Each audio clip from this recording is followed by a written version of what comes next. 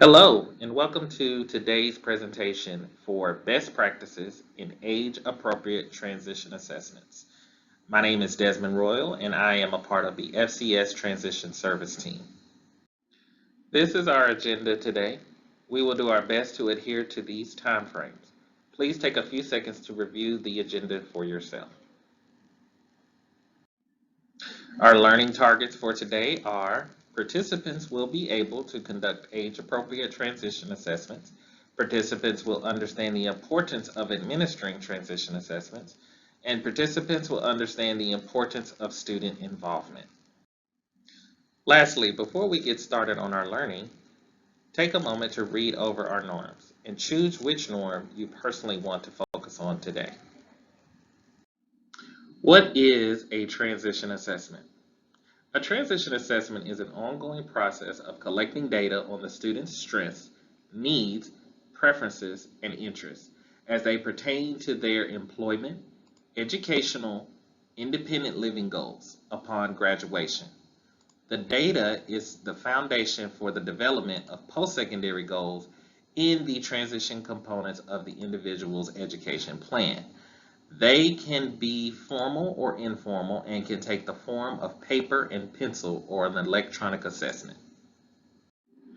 Why are transition assessments important? A transition assessment is an important key to the educational program of a student with a disability. The purpose is to discover the talents, interests, and aptitudes that are unique to each person. Identify the task that requires accommodations or modifications. Help choose a path that will lead to a satisfying and meaningful contribution to the community. This is a slide from the Center for Change and Transition Service website. The flowchart indicates the process of conducting your transition assessment. Once you have completed your transition assessment, you will update the strengths, preferences, interests, and needs of the student. Then you will write the post-secondary goals, which should align with the student's interests. Next, identify the needed transition services as determined by the interest assessment. Lastly, you will write the course of study and then the annual IEP goals and coordinate services with adult agencies. This is a new way of thinking about writing and planning for IEPs. Remember, the transition plan should drive the IEP. When writing your transition plan, you really want to make sure that we document the student's strengths, preferences, and interests and needs. Their strengths are what the student is good at. The preferences are what the student does during their free time. The interests can be personal interests and career interests. And the needs are what the student may need in order to live independently, or to access the community, or to obtain a job or career. You're just basically listing what supports the students might need. Also, make sure to include your student in their age-appropriate assessment. They definitely need to participate to the fullest extent possible. There are two types of assessments that you can give for your transition assessment. The two types are formal and informal assessments. Formal assessments typically involve using standardized procedures for administering, scoring, and interpreting an assessment. Informal assessments are typically less structured and do not allow comparison with other students. Informal assessments include data to be collected for a variety of individuals, i.e. parents, teachers, using a variety of non-standardized methods. Here's a list of the different types of formal assessments. You have adaptive behavior, daily living skill assessments. You have interest inventories. You have curriculum-based assessments. You have achievement tests, transition planning inventories, and current psychological assessment data are all examples of formal assessments. Here are a few of the types of informal assessments that you may administer. Interviews and questionnaires, student observation, even curriculum-based assessments can also be informal. environmental analysis, and interviews with family.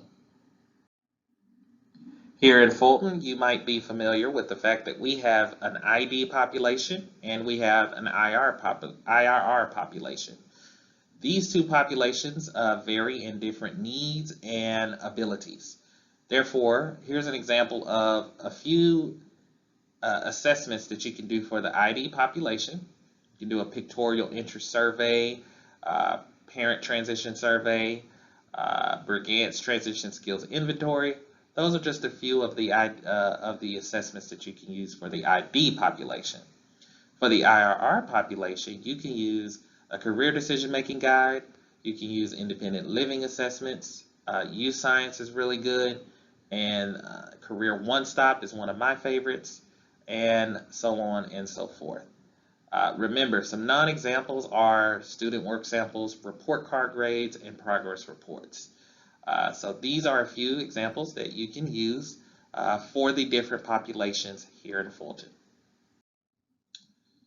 The role of the case manager is to administer, interpret, and review the assessment information with the student. You also should store the assessment information in a working student file or portfolio. You want to keep the information current and relevant to the student's current needs and preferences, strengths, and interests. You also want to give a formal assessment every other year. You also need to document which assessment was administered and the results from those assessments. And you also want to coordinate with the IEP team to see what type of assessment information and data that they have collected as well. The role of the transition service teacher is to support the case manager in identifying students' strengths, preferences, and interests for transition to post-school outcomes for education, employment, and independent living. The transition service teacher will consult with case managers on choosing age-appropriate transition assessments, formal or informal, and informal, matching students' preferences and interests with assessment results, skills, and demands of post-school environments, assessing students' progress in work-based experiences, and applying transition assessment results to develop natural support system in post-school settings. FCS best practice is to administer at least one formal assessment every other year. Take a look at this timeline to see the progression of formal and informal assessments. Transition assessments should be student-centered. They should be continuous, ongoing. An assessment should be an ongoing process to include observation, experience, simulation, and practice. Each individual student should have an assessment completed. This should also occur in many different places. For example, classroom, home, community, and job sites. This should involve a variety of people, such as teachers, parents, paraprofessionals, supervisors, speech teachers, and OT. Also, the data must be understandable. Clear and concise data is relevant to students' transition. Also, it must be culturally insensitive.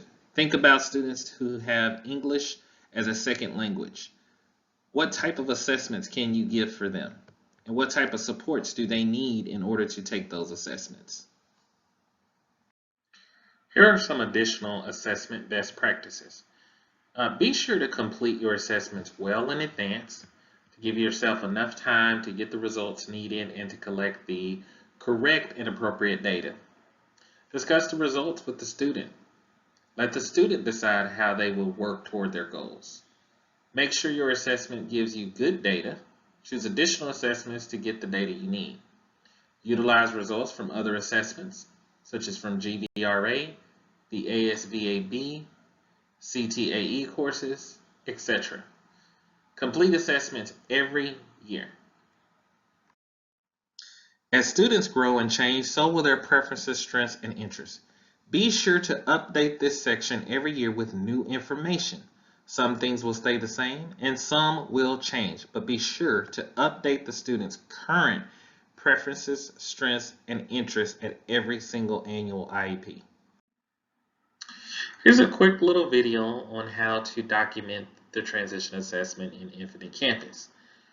As you can see, we've already included the preferences, strengths, and interests in the box below. Then we will do a double space and we will add the age-appropriate transition assessment.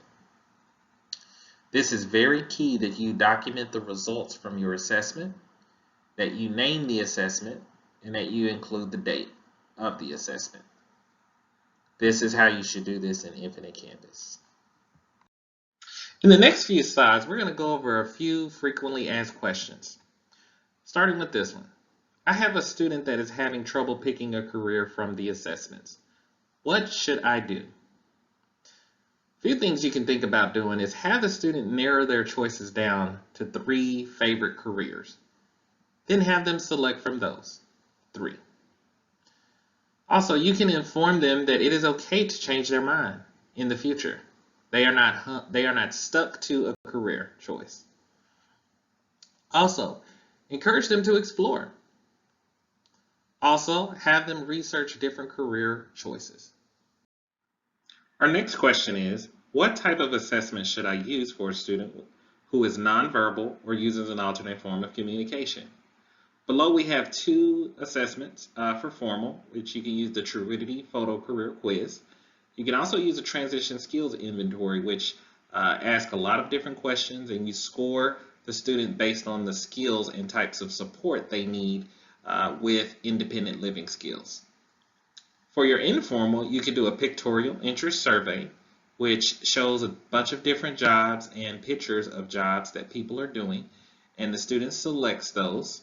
And then after they finish the assessment, you will add up the score, and it will give them and point them to a job down below in the scoring section. Also, you could do a parent and student questionnaire. Really ask the parent, get them involved on their student's transition plan and transition progress. And this could help you work with the family to see what they have, what goals they have for their student, and what they're thinking for after graduation. Another question, when should I give the assessment? Determine which assessments to administer, formal versus informal. Then plan to give the assessment at least a month prior to the annual IEP meeting.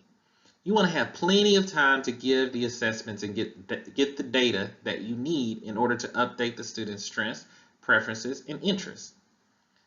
And also to help the student write goals and to see what they need in order to support them. They may need support in independent living goals and different things like that.